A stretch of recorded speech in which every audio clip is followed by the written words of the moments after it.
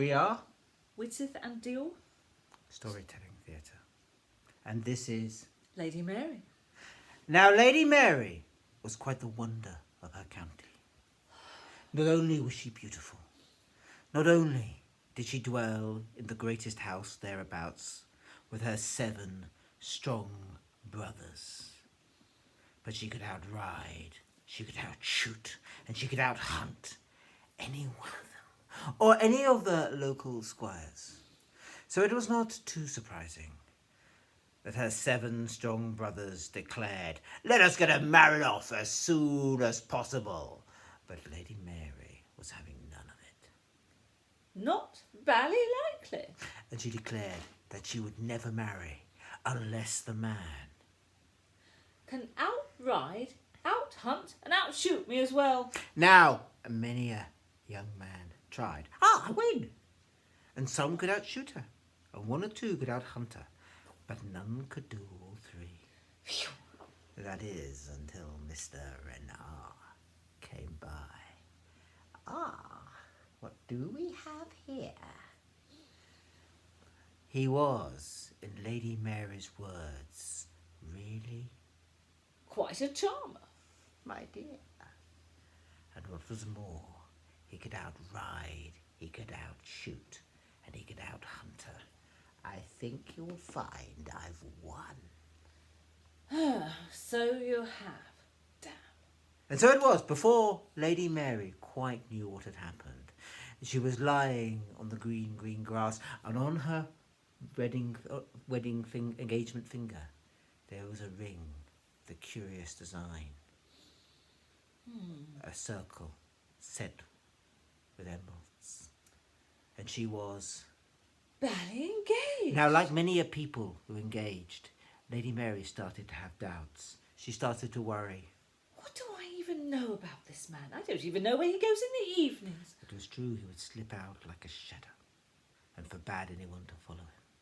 Well, as soon as she saw that, Lady Mary looked into the sky, and it seemed to her the clouds read. Be bold. And she thought to herself, I am bold. so she determined to follow him. Now, her brothers didn't leave a lot to chance. And so, what with one thing and another, Lady Mary could never get out. Will you try on your dress? Oh, And what about your cake? I don't care Until about the that. very eve upon her wedding. But on that eve, she made an excuse. She didn't care. She saddled up her grey mare and rode after Renard into the forest. But you know, it was strange, for Lady Mary suddenly realised something. I've been hunting in this forest since I was 6. And you know, I don't recognise any of this part, not one bit. But what was stranger yet was the light. It seems to be some kind of perpetual twilight. It's not getting any darker or lighter, just staying the same. How peculiar. And what was strangest of all was Renard himself.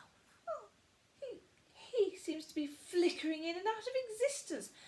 How odd. How long this went on, Lady Mary was never sure. But at last it ended. Renard slipped like a shadow into a great hedge. And Lady Mary, coming up a few minutes later, looked at the oak door, and over the oak door she read. Be bold. And she thought to herself. I am bold. She opened the door and went inside. And inside, it was like a summer's afternoon, and a great garden. There were, in Lady Mary's words, Peacocks and parasols and canals and temples and topiary and I don't know what else. But Lady Mary didn't have time to goggle. She went across the valley to the great house, across the way, finer than she'd ever seen. She climbed up its 7 stairs, up to its great double doors, and over those great double doors she read. Be bold, but not too bold. And she thought to herself. I am bold. And she went inside. And inside, it was like nothing Lady Mary had ever seen, although she had lived in fine houses all her life. Good heavens, the marble pillars, the ocean of gilding, the huge hallways. It's more like a cross between a palace and a museum than a house. And Lady Mary went from room to room downstairs, but 2 things started to really bug her. 2 things were missing. It really is like a museum. There's no kind of teaspoon or an old sock or a boot. Nothing just lying around that speaks of the human. Nothing human. And what was more, there was a room missing. I can't find the kitchen. I mean, where does the man eat? How does he eat? But she never did, until she came back to the great cantilevered staircase. And she went up the first staircase and went into a great room. And it was like absolutely a dream. Well, it's more of an ocean of red velvet. Oh, there's drapes everywhere and gilding. Oh, so much so it's almost bad taste, if I'm honest.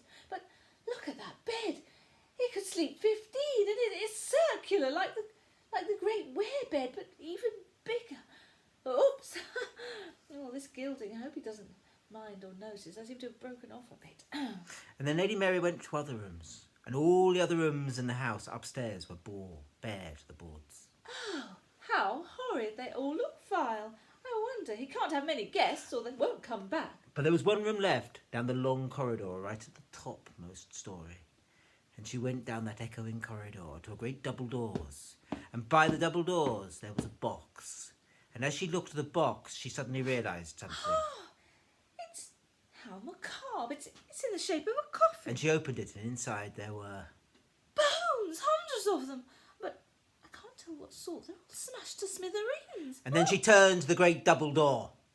And over the great double door she read... Be bold, but not too bold, lest your blood run cold. And she thought to herself... My blood runs pretty hot. And she threw open the great double doors. And then Lady Mary, bold as she was, her heart, blood ran cold. For she had found the kitchen with coppers and a great stove. But it was not at the coppers or the stove that Lady Mary blanched, but the row upon row of murdered women with their throats cut, dressed as brides, each wearing the same engagement ring that Lady Mary wore. What an absolute cad. What a bounder. And he must buy them in job lots.